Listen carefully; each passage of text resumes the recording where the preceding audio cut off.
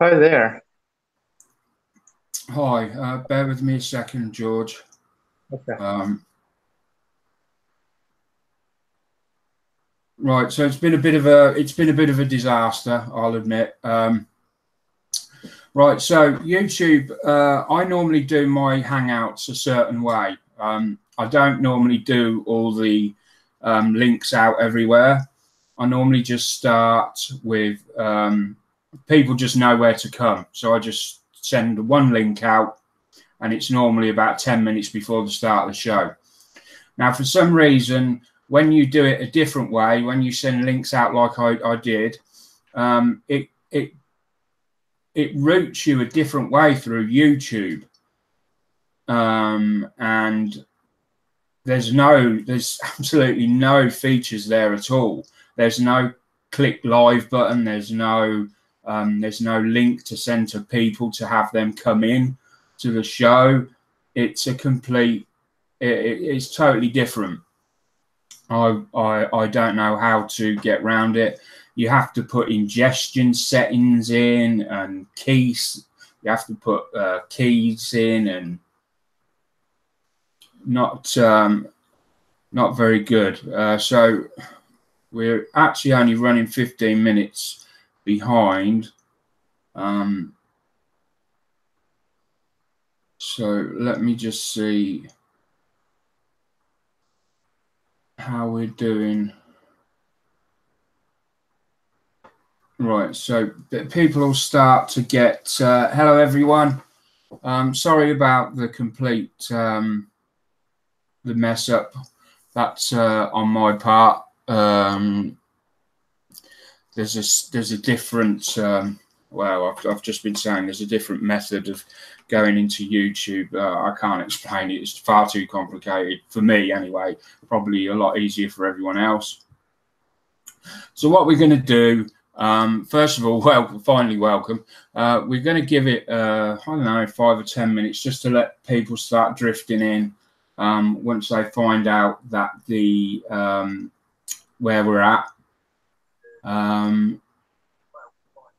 and they will do. It doesn't take long. So if any of you want the link to send to people, then just let me know and I can send you a copy of the link and you can put it out there and let everyone know.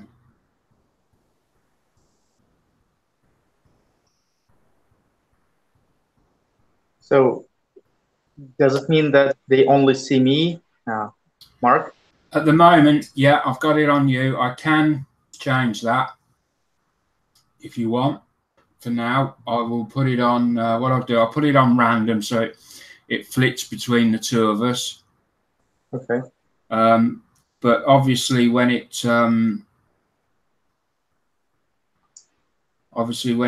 comes to the interview, it'll probably be on you. Nobody wants to see my ugly mug. So it's such a shame because everything there was so much work put into getting this advertised, especially on George's part. He'd done a lot of advertising, and I don't know why it all failed at the last minute. Everything was going right up until about 20 to 8. At 20 to 8, I came on. I thought I would start the Hangout up, and the first indication that something wasn't right, there was no go live button. Normally there's a little button at the side and you click it and it says go live now. That wasn't there. So from there it sort of spiraled out of control a little bit. There was some swearing. There was lots of swearing. And the computer nearly had flying lessons, but... So did you actually share a proper link with a live stream so people can actually find it? Well, I'm in the process. I shared a link. So we'll make sure that we're not losing people, because we have 20 people watching this and 20 people still watching previous one. Right, if you they're still watching the previous one. Can you put the link up in there? Can you copy and paste that second link I sent you? Let me try. Because they just need to...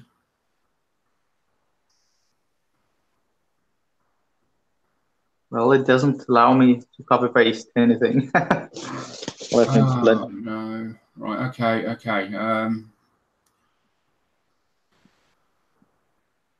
Oops. No, it doesn't let me copy you paste. Can't right click and save link as or copy link address? Nope. Wow. Okay.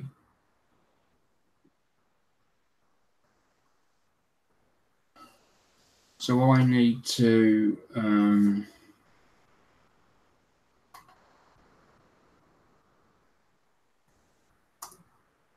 try that one. That's a longer one though.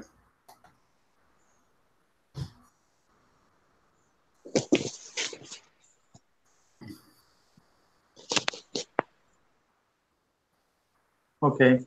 So yeah, I think that we're all set. We have more people watching second one, so we can actually...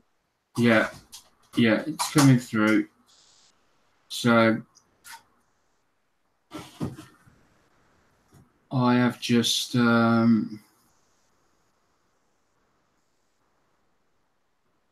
yeah, I see what's happening there. Yeah, it's not yeah, okay. John, yeah, some people say that they found a new link. So yeah, like I said, 23 people are watching new one, and I think I left a link, a name of the new channel. Right. So I think that people will actually... So Gordon, one of the admins on here, has had a look, and he said he can't find anyone left on the old stream now. Okay. So they're in. It's unfortunate, but I mean we've got to move on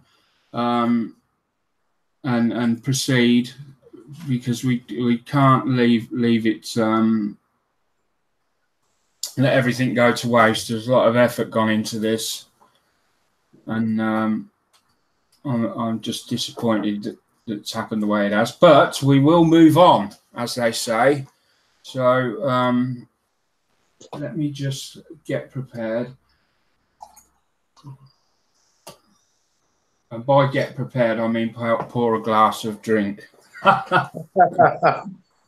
That's us getting prepared.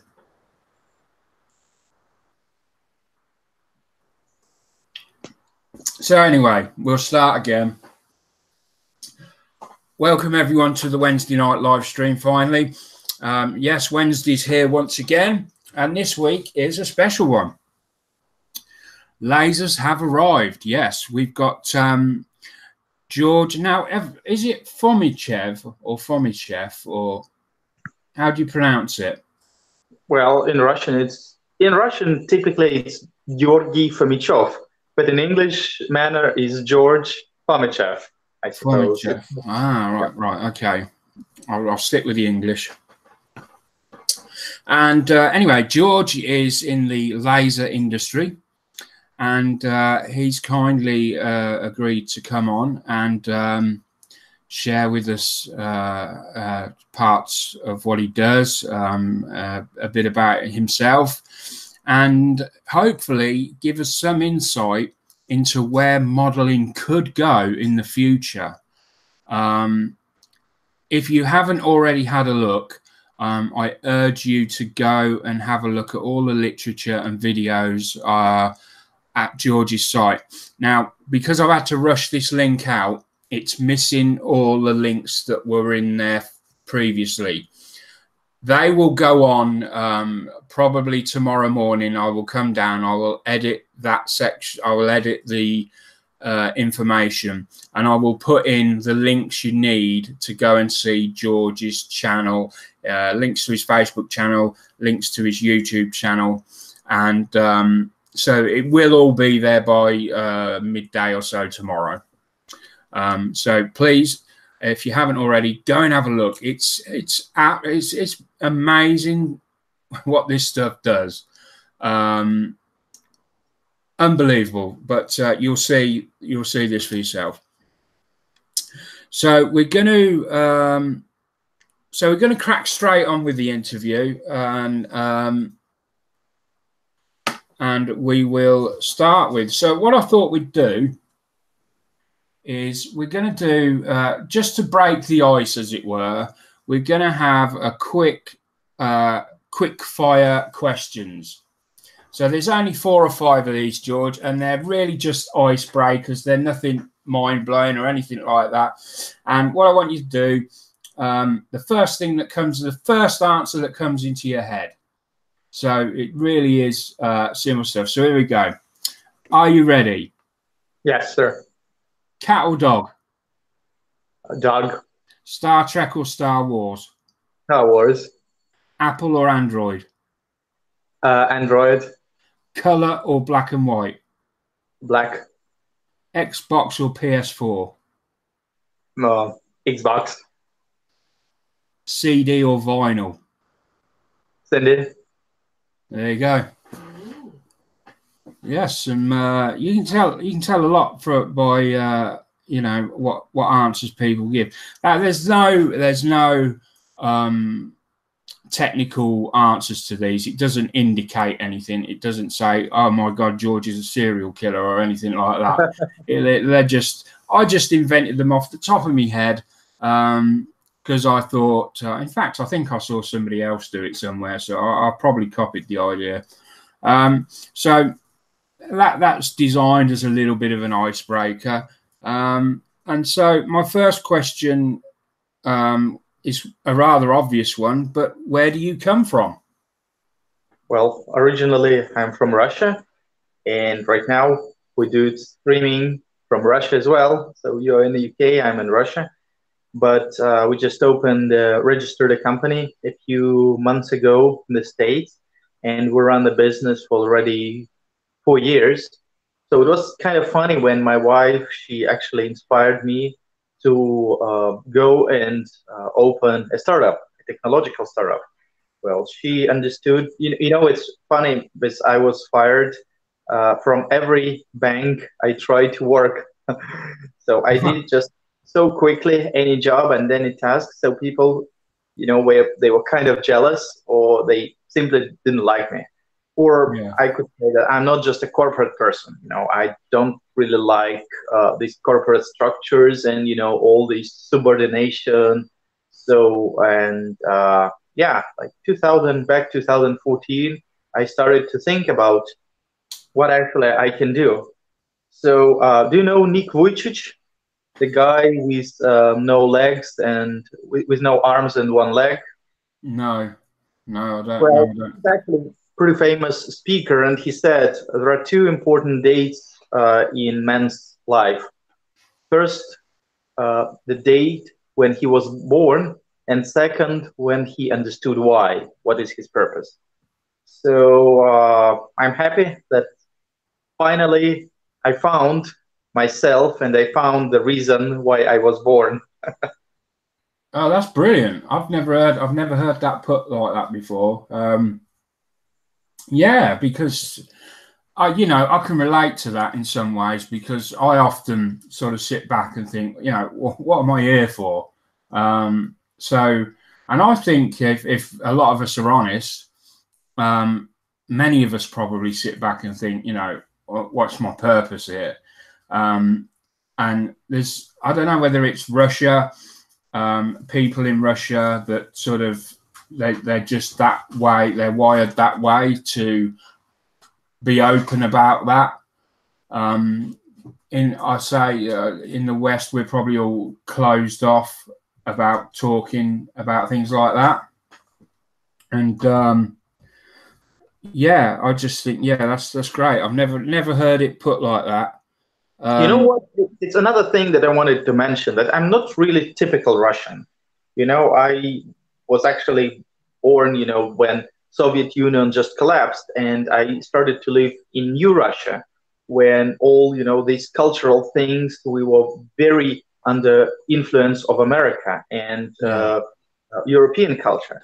So I could say that, you know, I'm more European or even more American in terms of how I'm thinking about the business, about products, about, you know, like achievements. So I speak with many Russians, and I understand that. I mean, I'm not close to them, so I'm like look like a stranger. So yeah. So, I mean, as a child, did you ever model? Did you ever do any modeling of any sort, like scale modeling or? you know, I have. I don't know how to say it in English, but my father said that my hands grow from ass.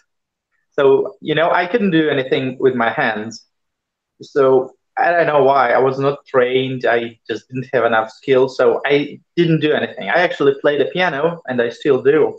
But I never do any soldering, welding, assembling, building. And, you know, when I started this business, like hardware startup, was a big challenge for me to start doing things from the beginning. I mean, it's quite difficult when you're 30 just to try to build something with Yeah, your hand. yeah. I know what you mean. So, I mean, so when you were when you were a small child, then, um, was there anything you wanted to be when you left school? Did you aspire to? Was there a particular trade that you liked, or? Well, when I left school, I actually wanted to become a finance manager, and I applied to school, and I started to learn finance and marketing.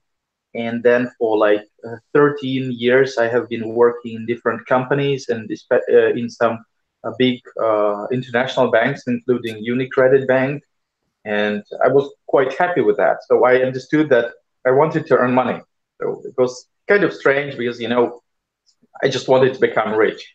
Yeah, So, I mean, it's a kind of, you know, what my parents told me. You know, you have to do, you have to be hardworking. You have to do to think about your future, and things actually started to change when my wife, she started to talk to me, and she said, "Well, but what is the final goal?" I mean, she said, "Money is just a measurement. I mean, it's just a payment method, but what is behind that? So what do you actually want to bring? What do you actually want to build?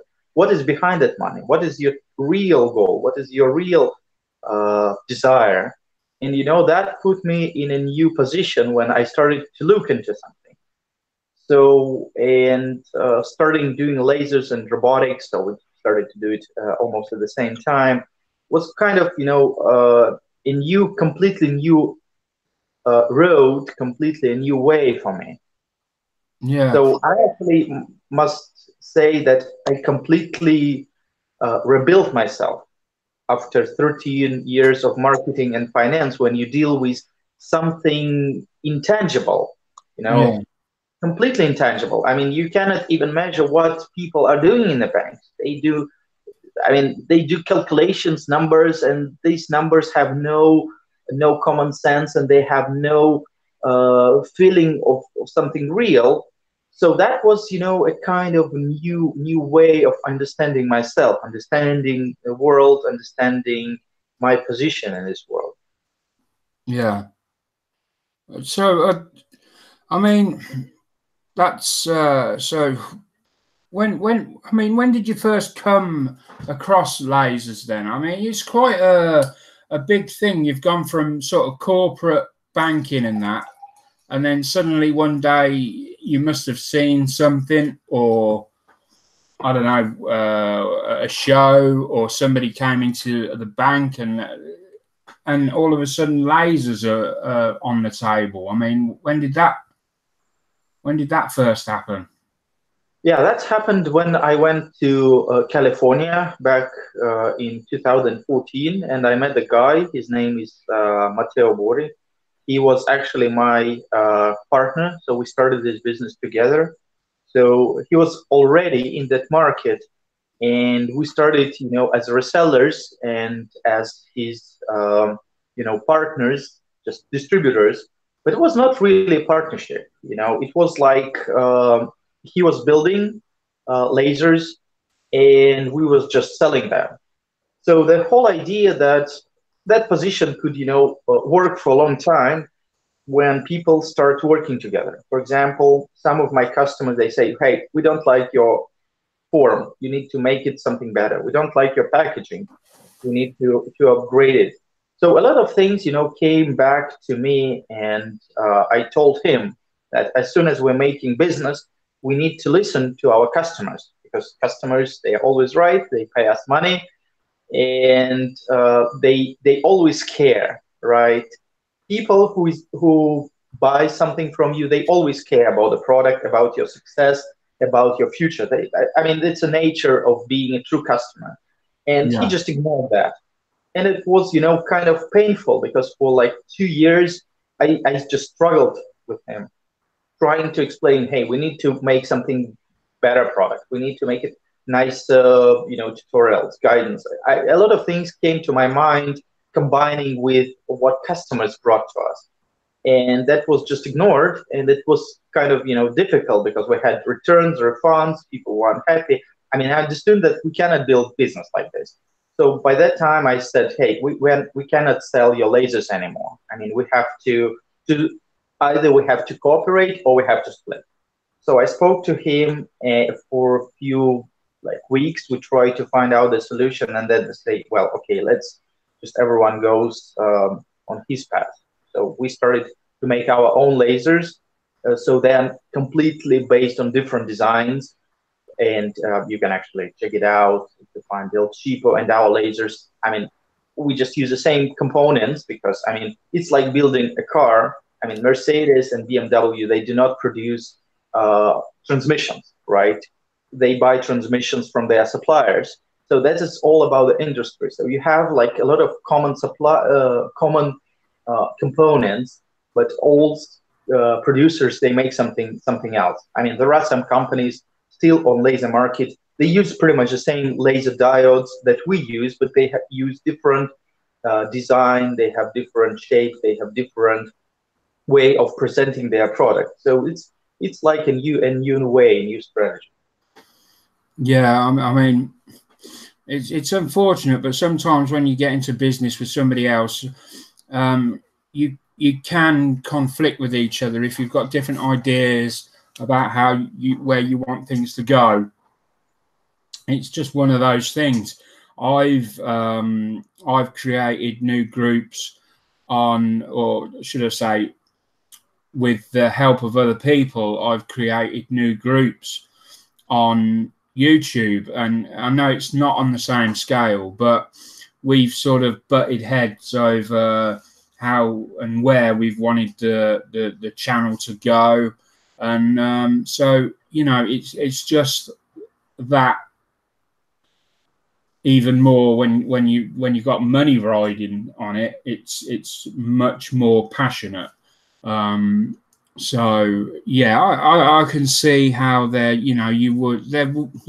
always going to be conflict, and a little bit of that was shown last week.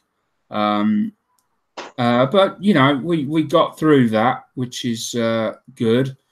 So I've got a really random question here in the middle of all that. So now you know what you know.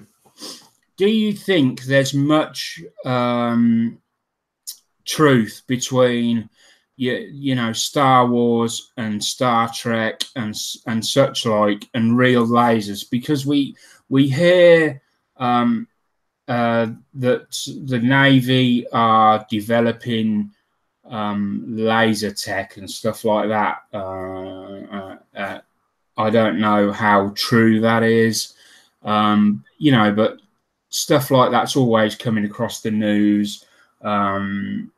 I think the last thing I heard, the Navy had some sort of rail gun, but you know. So, do you think we're near to that, or is it just, you know, a bit of a fantasy? Well, you know, we can speculate about army, about DARPA, and you know about what Russians are actually doing in terms of lasers and you know military forces. I mean, we can only speculate because I Yeah, have no access to that data. I've never seen that some lasers hitting any missile or hitting you know any plane. But I mean, a lot of technological things actually limit laser industry. So what I would tell that in laser industry, not many things are so easy as they look like. For example, I mean, you see the Star Wars, you know, like Death Star combining beams together. But yeah, that's not actually the case because, I mean, if you put several beams like on a ground or on a plate, so it's very, very hard to focus exactly in one spot. To make this laser beam alignment will probably require special optics and special device to do that. And I mean, theoretically, it's quite easy, but when you start yeah. doing this, it's you know becomes nightmare. For So example, so we started to build lasers and we use DC-DC converters to stabilize current and voltage. So that works completely fine. But then we realized that when you turn these DC-DC converter on, uh, with and when you start running the laser at the same time, there is a fluctuation in voltage, and you don't see it in the beginning when you do these tests. You just only get it like 2 3 months later when you already ship the lasers and your customers say, hey, we have a laser but it doesn't work anymore. And then you say, well, what's wrong? Everything was tested, everything was you know done accurately. We know that heat sink works fine, we use you know thermal paste, we did everything right, but something happens. And then yeah, you understand, well, probably we forgot this. And this actually brings you back to the position when you said, okay, we need to make another board, we need to make another driver. And that's all about laser industry. And another thing that is very important, that you always rely on your suppliers. And these suppliers can also change something in their data sheet or data specs. So you actually get something new, or that was not actually, you know, tested. yeah.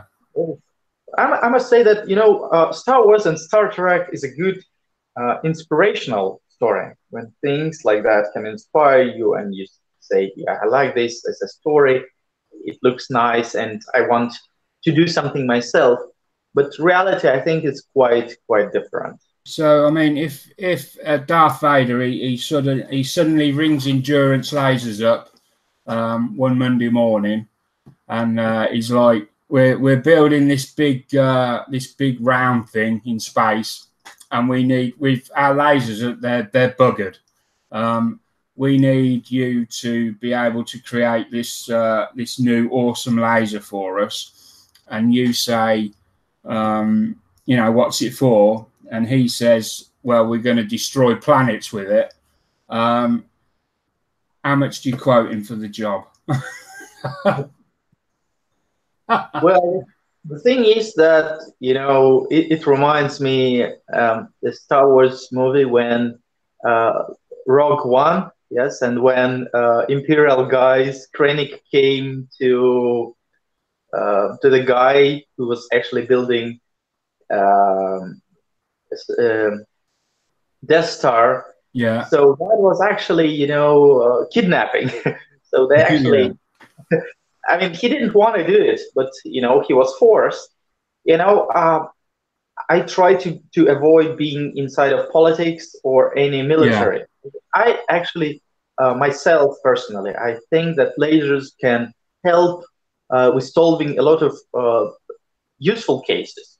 So I wouldn't like lasers to be a weapon that would kill people, but this is, part of a progress. I mean, I can avoid doing this, right? But someone else will do this. So it's, part of evolutionary process that we cannot stop. I mean, it will happen. I understand this. I don't yeah, want to be inside of this. I'll try to avoid. And you're just telling me about like a James Bond story when someone will come to me and say, "Hey, we need your help. You have to serve your country, yeah. otherwise it will be a treason." So I don't know. I think that a lot of smart people will be happily join this. So What is it you like about lasers? Is there any, is there anything that you really like about them that, you know what? Uh, we're actually starting building new technology. So in this case, I have a deep and long-term vision about like ultraviolet lasers, about um maybe X-ray lasers. So I think that laser technology one day will completely change our entire life. yeah, So I would say that like electricity transmission would be done without wires, but with lasers. I think that new molecules will be built using X-ray lasers when you can actually combine any atoms with however you want, just changing polarization, changing their charge, a lot of things. So I have, deep vision about lasers that this technology can actually influence our life dramatically. Like when humanity built transistor, right, and yeah. then computers started, and a lot of modern things appeared. So I think that laser would bring another revolutionary point. Yeah, yeah, I agree. Now, one of the questions that I think a lot of the people that watch this are going to ask, and one of the big questions they're going to ask is, um, how do you see lasers helping uh, or integrating with the modeling community? Where do you see what's the benefits? Yeah, you know what? I think that, craftsmanship and when people start building things with their hands is really, really nice because, like your first question, it's something that can bring you closer to your like father, your friends. So when you do something with someone, right, like building community, I would personally think that things made out of wood, plywood, and some soft materials like cardboard, hardboard would be more popular in future. So, for example, I purchased one of our customer made like clocks on a wall, and I just bought it from her. I think that that looks really cool. It's handmade. She made laser cut, then she painted, and it looks awesome. Another thing that she made is a calendar. So it's also plywood Yeah, calendar. You can find it on my Facebook group. I just think that it's awesome. I mean, it's something that is not, China manufactured. You buy something that is handmade and made with love, and it's still practical, right? It's not something nice, but that you can always only look at it. The thing is that more and more things will appear when people can play, can work, can use it. So in terms of 3D modeling, we actually made a video guidance, video tutorial, showing how you can make any 3D model, cut into several slices, and then using a laser, and then combine it in one shape. Yeah, and I'd urge people to go and look at that. It's on your Facebook page, isn't it? Yeah, right.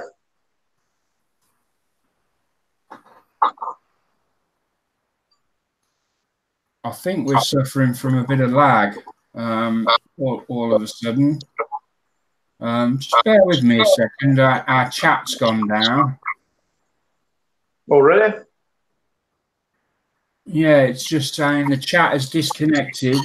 Please wait while we try to reconnect you. Yeah, the same as here. It says that just try again later. Well, whatever. I think YouTube might be playing up a little bit tonight, but still, we must carry on. I mean, I looked at, because I looked into this question myself, and I didn't know that you can use lasers to cut plastic. I mean, you can cut anything you want. And the good thing that, like I said, you can take any 3D model, cut it into slices, and then combine it in one form, one shape. So it means that, for example, you can take a boat, right? Cut like 10, 20 slices, and then like screw them together, and you'll have like fully 3D like wooden boat, right? Yeah, I mean, I saw, so, I mean, I'm thinking in the future, the possibility of downloading a kit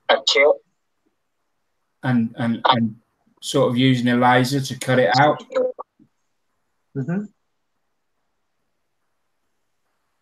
Yeah, I think that's a nice way when you can actually take any picture, any 3D model, and then just convert it into like slices and then do laser cutting.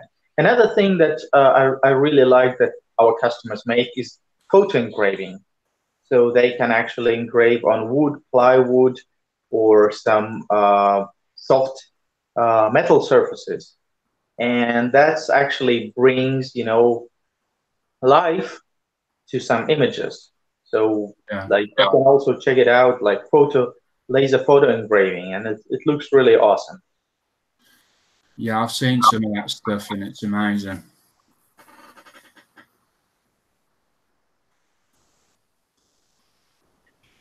So restore your chat, aren't you?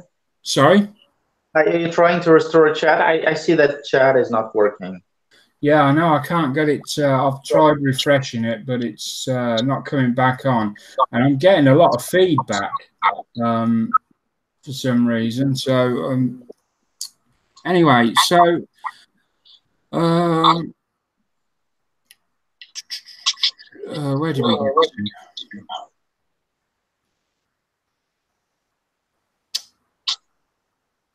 So how are you, so somebody comes to you and they buy a laser. Now, I should point out that at the moment, right, this is from my knowledge, it's mainly geared up for people that have got a 3D printer, because that's basically a basic form of CNC, which is computer numerical control, unless I'm mistaken. And CNC machine is a very clever bit of kit that uses tooling stations to to go around. They're brilliant to watch. In fact, when I first had my first 3D printer up and running, I had people that just sat and watched it for like 5 hours doing whatever it done. It was incredible. But so I'm thinking. Sorry, I'm getting a lot of feedback here, so I'm trying to. So when somebody comes and buys this laser from you, how easy are they to install? If you've got a 3D printer and somebody comes and says, I want the, because you do a range of lasers, don't you, from I think it's 2.1 watt, your smallest, and they go, as far as I'm aware, they go right up to 10 watt now. Right. You're working on 10 watt lasers now? Yes. And triple beam, three 10-watt lasers combined in one. Yeah. And it doesn't sound a lot. To people that are watching, 10 watts doesn't sound a lot, but it's a huge amount. This is cutting through wood. Yeah, I mean, in terms of installation process, it's quite simple. So all you need is just to wire the laser to your fan on your 3D printer or any like cod end, it doesn't really matter, and just use that parameter in G code to turn on and off the laser. So Right. this is quite simple. As for CNC machine, it could be a little bit complicated because some CNC machines have analog outputs. So, for example, you change your spindle speed using analog signal from 0 to 10 volts, and then you need a special converter. Then you need like converter, or you need to connect to PWM, which is digital on most CNC machines. So for 3D printer, I see no problem at all. For example, we had a Robo 3D printer customer who actually bought it. So he had some problems with mounting because it's quite portable model, and he had some issues with proper mounting.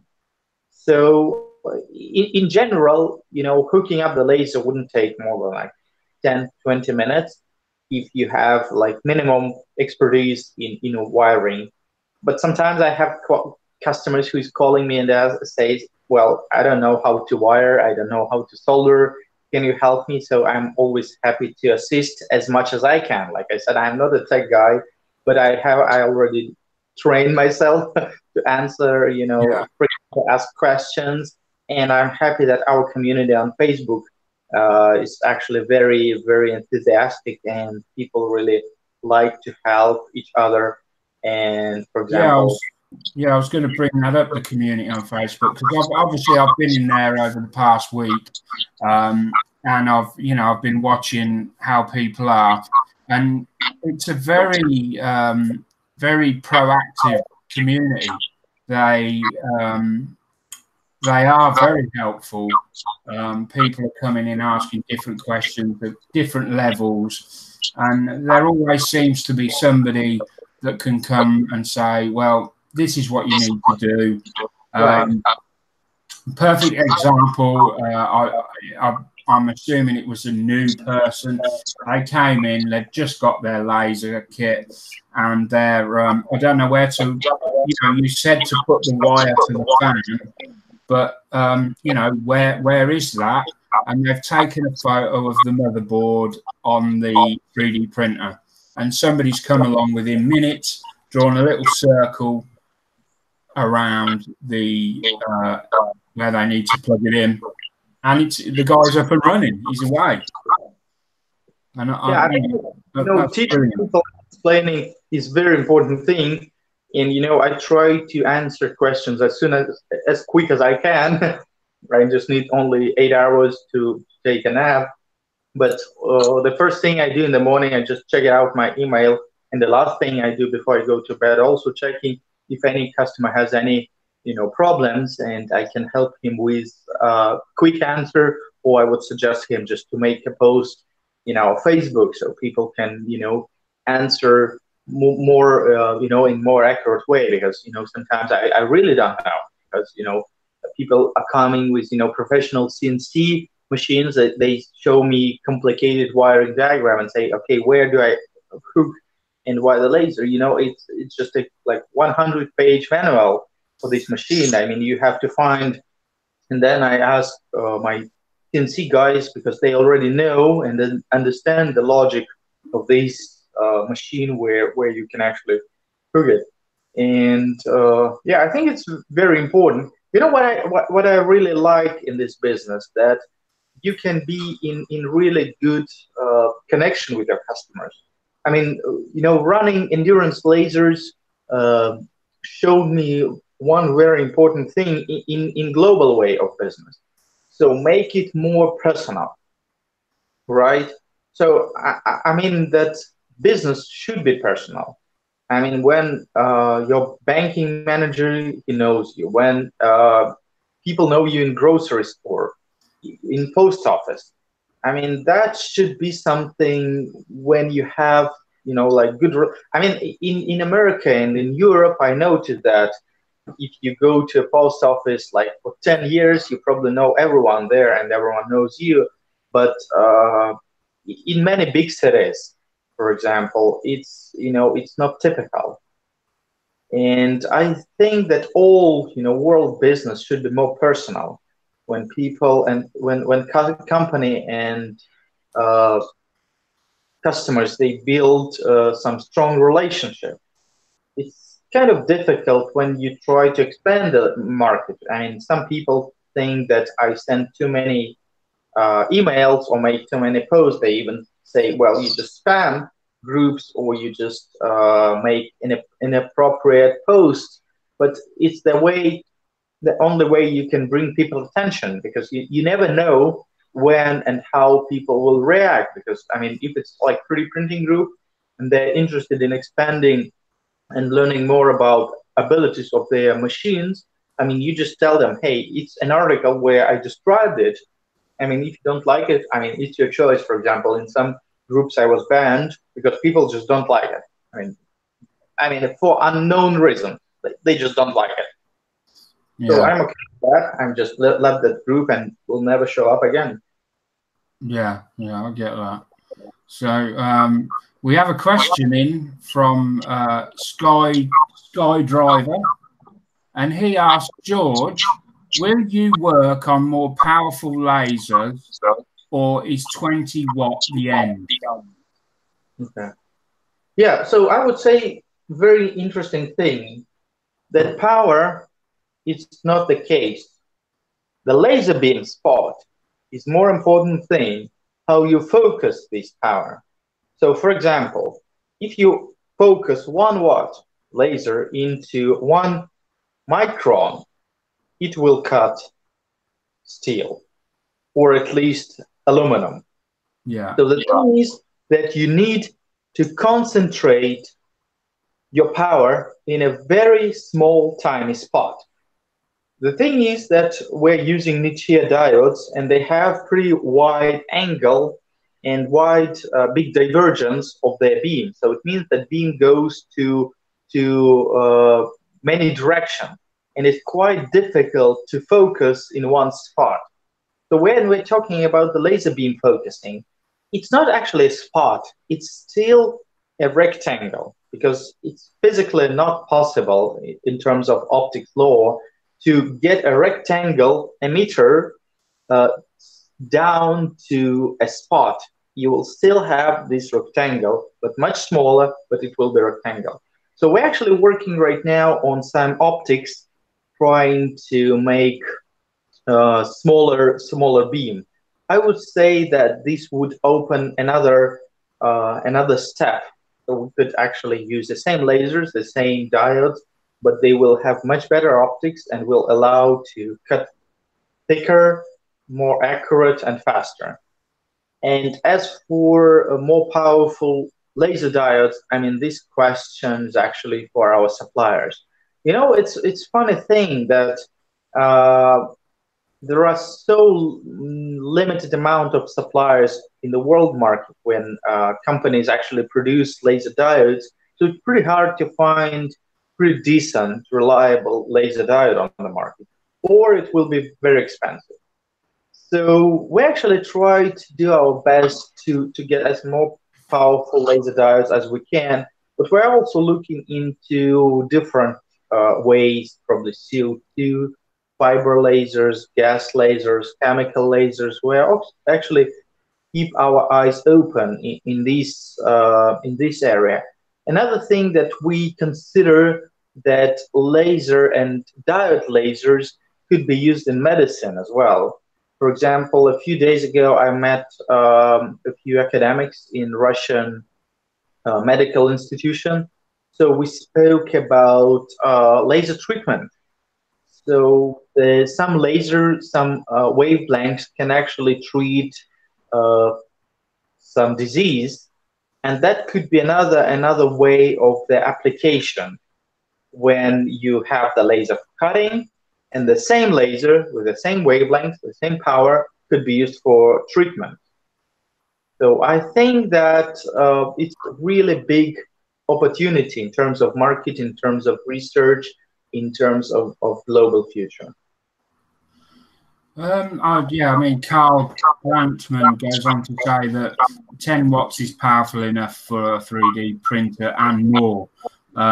He also says that the kits are very easy to attach to a printer. He done his really quickly. And Bob Salty Balls Bobbington says, "Damn, now I want a laser." Laser. Okay. So we've got another question that was asked, and this is: there are two. I understand there's two types of laser: thermoregulated and non-thermoregulated. Could you explain the difference between those and what their relevance is? And what do you use? Yeah, the thing about regulation is also quite complicated. I think that laser would be completely unregulated if some idiots wouldn't use the laser pointers to blind plane pilots. Yeah.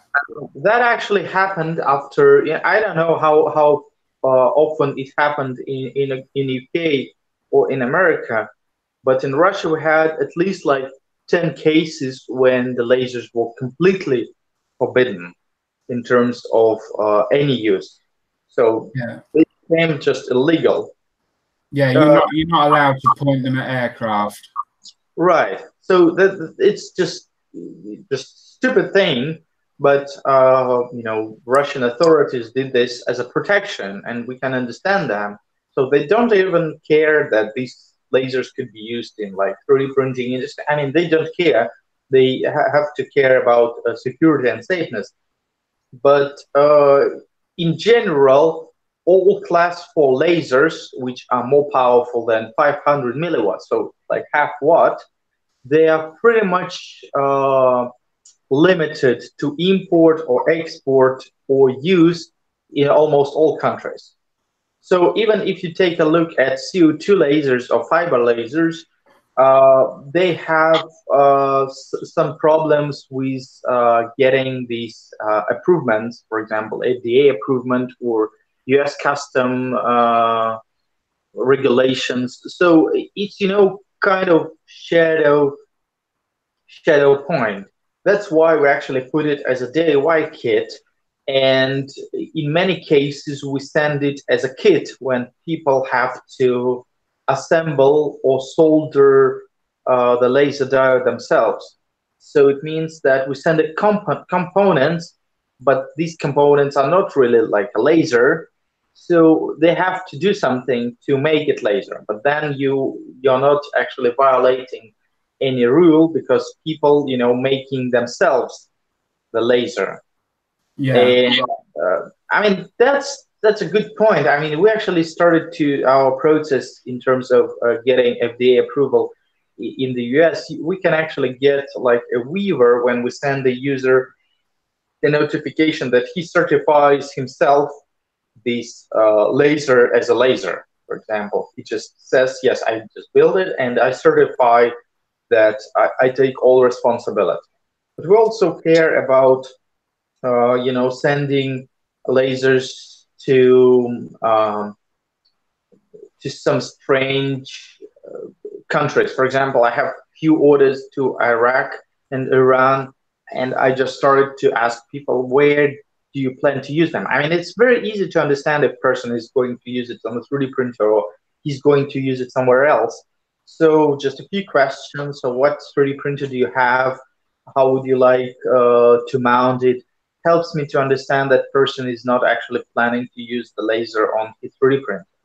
Another thing that we'll probably have to make is just a sensor that will allow laser only to operate when the laser beam goes down. So any angle, like right, left, up, wouldn't turn the laser on. Probably we'll do it in our new model, and that would be like a safety, uh, uh, an additional safety for our customers and for potential applications. So these lasers can be used. You're saying like in Iraq and that. You've got to be careful where you send them. Yeah, I mean, for example, I have, like I said, a few customers, and they say, well, we're just out of stock. So I didn't want to risk. I have a customer in Russia who said, well, I want a laser to be able to start fire camp. I said, well, sorry, we're not selling it to you. Bye-bye. Because I understand that it's not a purpose. I mean, I don't know where he's going to use it. I just don't want to risk. I mean, I lost some money, but it's better not to earn and have no problems with that in the future. So that is my vision. So if somebody's not got a 3D printer, and is there any options for them, for people that don't have 3D printers? You know what? I'm just telling them that maybe it's a better idea to get a 3D printer first, to play with it a little bit, and then to try our laser. So for example, I have a few customers who said, well, they're going to buy a net 3D printer, and then they'll unpack it, turn it on, and then I say, you're welcome to come and buy, because I mean, it's just common sense, right? Yeah. I still see people, I mean, who would want to violate or do something illegal with lasers. I mean, it's still possible. I mean, you can buy a kitchen knife and kill someone, right? So it's impossible to prevent, because when you're selling knives, you're not asking where you're going to use it. Are you going to cut meat, or are you going to kill someone? It's just, kind of common sense. Well, you haven't been in Morrison's. So I think one of the things we need to cover while we're talking about lasers, an obvious one, is safety. Now I've looked into the safety of them. There's a few sort of red flags, mainly vinyl.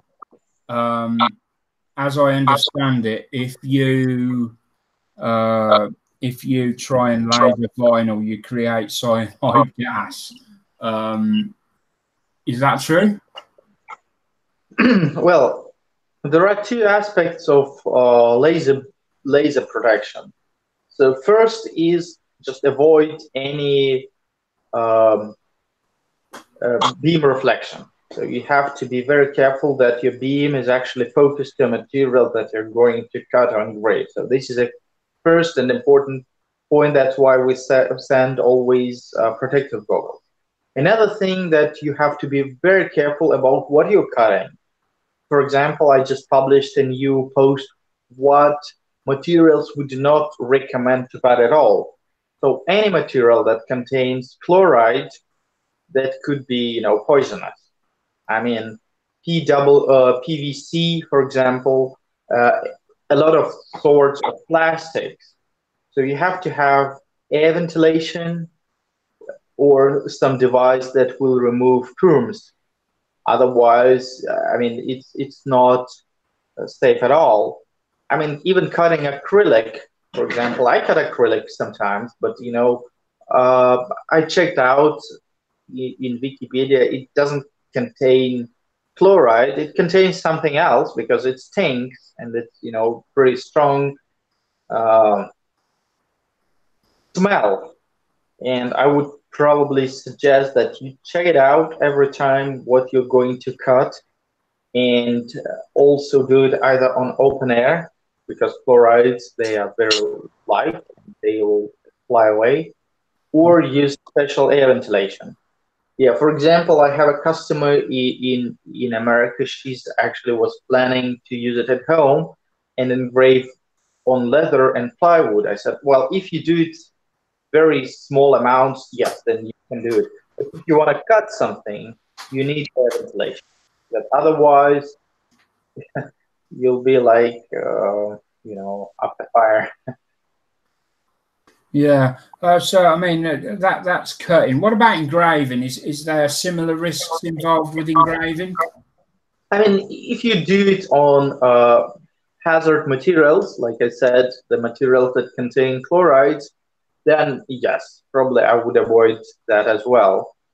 And for example, if you engrave on wood or plywood, well, then I would say risk is much less. But I wouldn't suggest to do it as well, because still it stinks, smells, and most of our customers, they do it in their garages or their workshops, and that's reasonable. For example, all CO2 lasers, they have this fume extraction or fume cleaner systems that actually remove fume, dust, and smoke. That is reasonable. Once again, that's why I started, and that's why we sell laser attachment. We don't sell an entire machine. So it means that the person understands why and how he's going to use and install this. So I think it's kind of a limitation of our responsibility, and that's what we're actually putting on our website, that we do not take all risks. So all risk using the laser lies on a person. So yeah, it's just a common sense. Yeah, and I just want to. I mean, I've got some random questions. The color of lasers. I've seen very different colors in the lasers. Is that an option that you set, or is that to do with the power of the laser? Well, the color is a parameter of the wavelength. For example, purple or like deep blue color is 405 nanometers. Our lasers are 445, and this is like normal blue. Then we have like green. We have light blue, that is like 475 nanometers or something like that. Then we have green, which is 400 or 530, 35. Then we go up. We have yellow. Then we have red. Then we have dark red. Then we have infrared. So the thing is with the colors that right now the most powerful laser diodes, they are either infrared or like closer, very deep red. It's 808 nanometers, or it's 445. It's like blue color. So you can actually even find some lasers with ultraviolet, for example, 375 or 385, that almost invisible for human eye, and like near infrared, like 808 nanometers, also invisible. It's quite interesting because when you start, you can actually check on our website, when you start infrared, you don't see it, you only see the place where it burns or engraves something.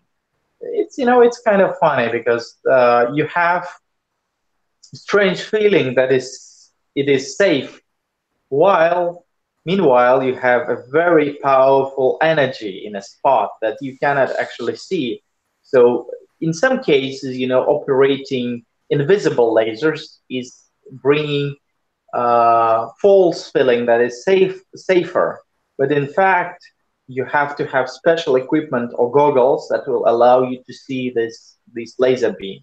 Otherwise, I mean, you can harm yourself quite easily. Yeah. That's a big question, actually. So Neil Scott's asking if he would like to know if his 8.5 will cut fine copper that's 0.5 millimeters thick or 5 millimeters thick. I'm not sure what it means by that.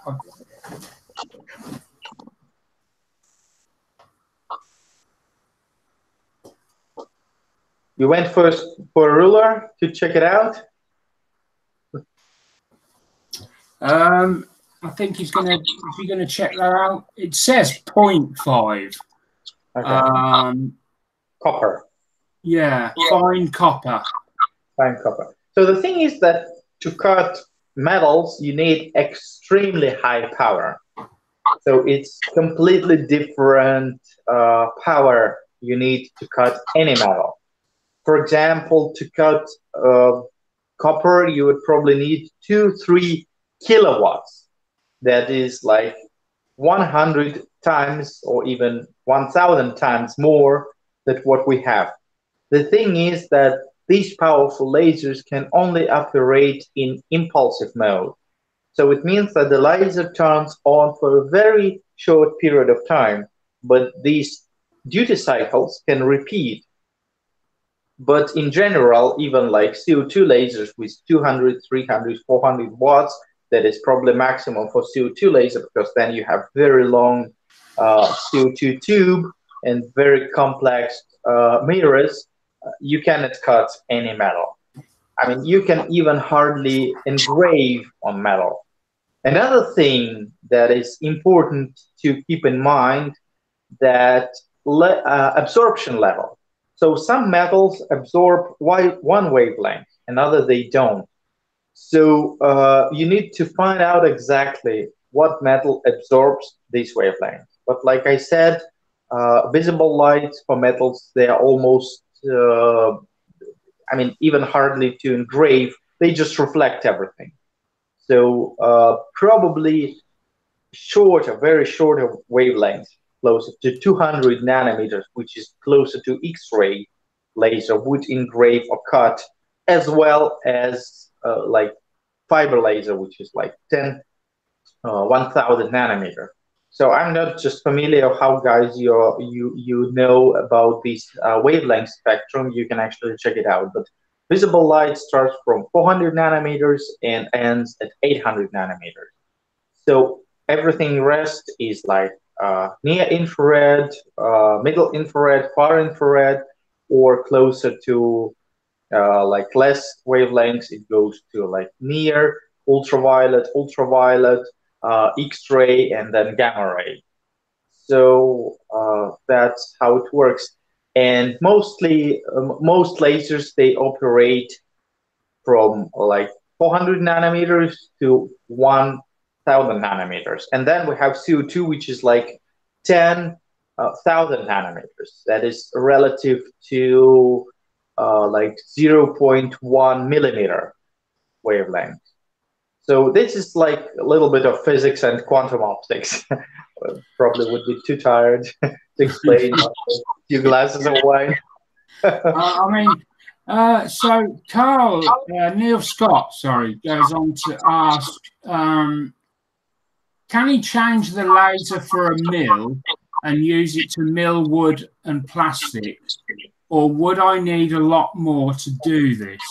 I mean, is it as simple as unplugging one and plugging in the other? So I get what he's saying.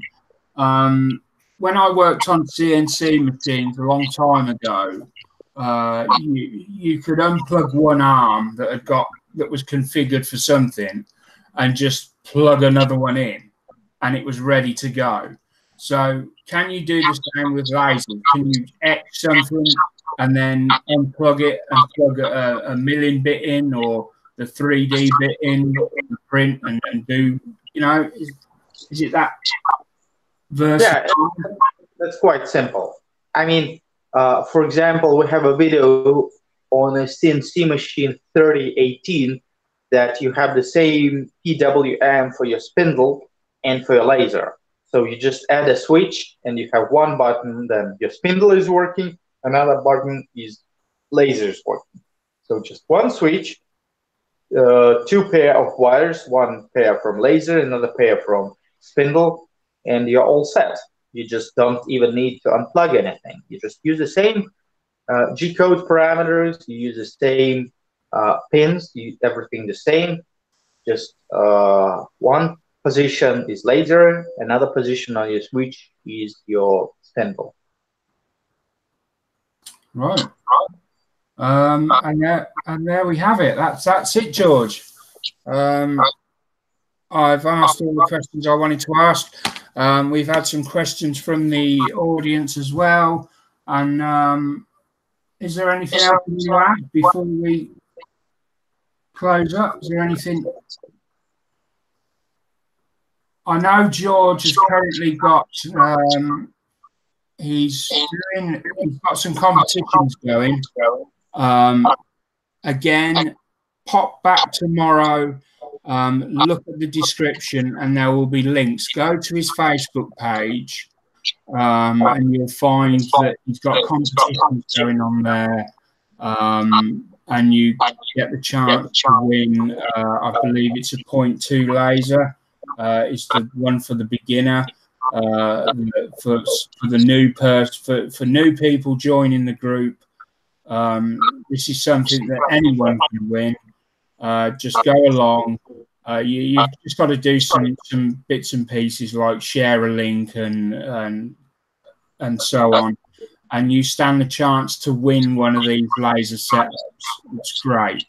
And I believe on another link I read somewhere that you're doing a 40% off on. Am I right on saying that? Yeah. Yep, so you've got a 40% off on new lasers. I'm very careful over what I'm saying here because I don't want to end up giving his stuff away.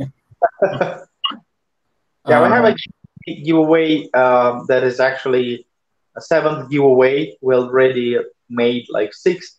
I like to do it like once a quarter when it lasts for 1 month when people can apply, and we have like repeated entries so people can enter every day just visiting our page or sharing some of our videos.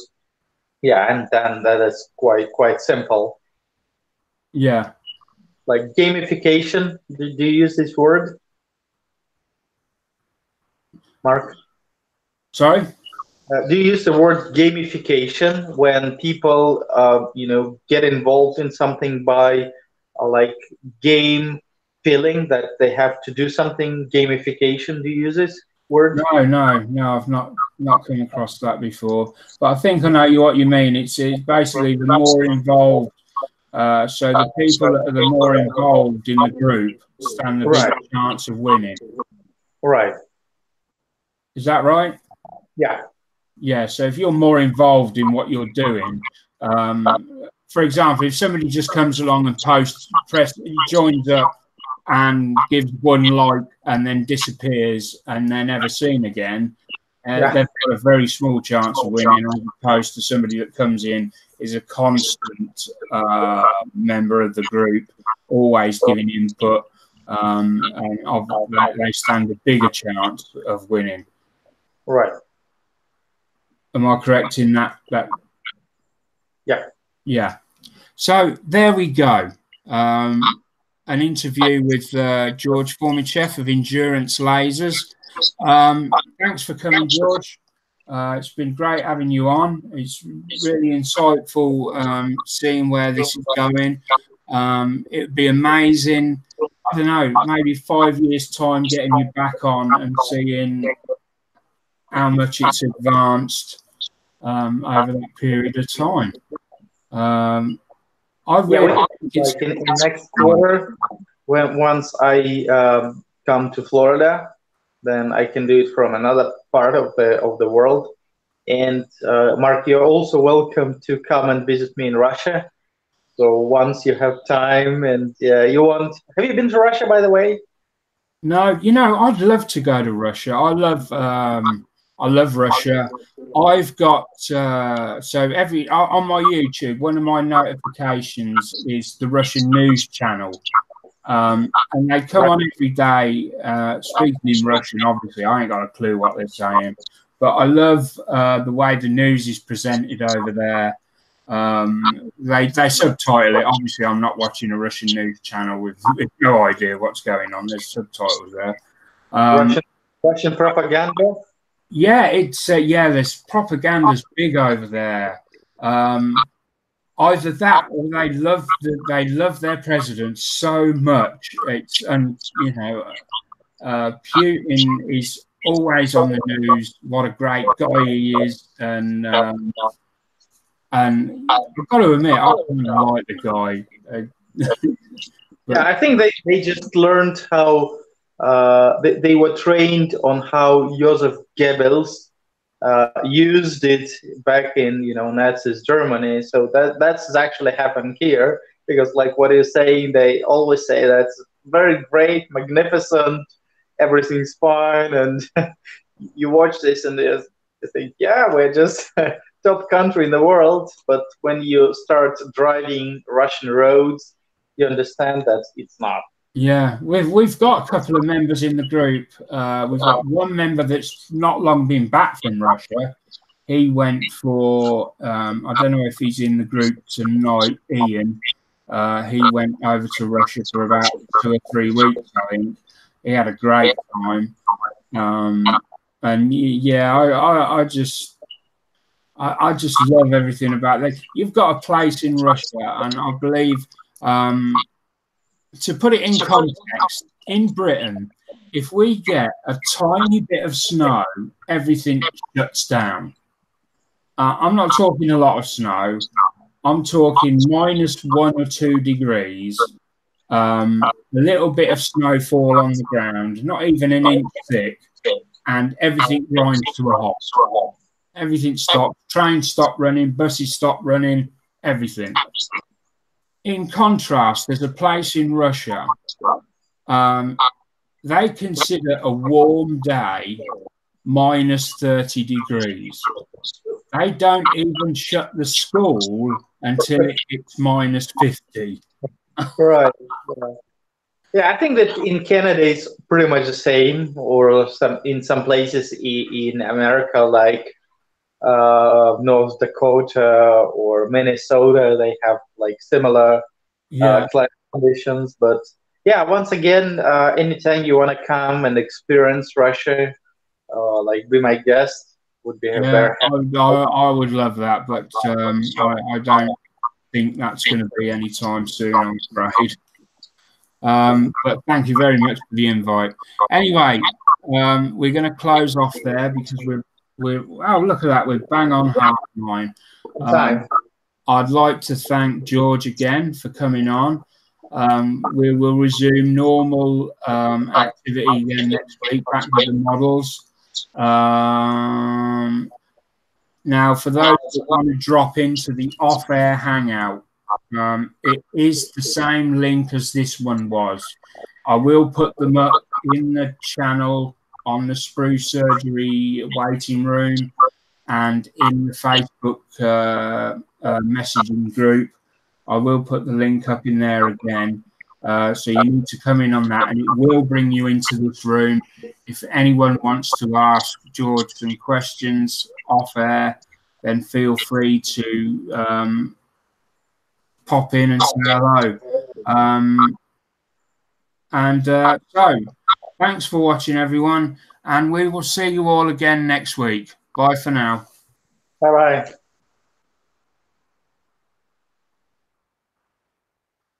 Now I've got to find the I've lost the, there it is. We're going now.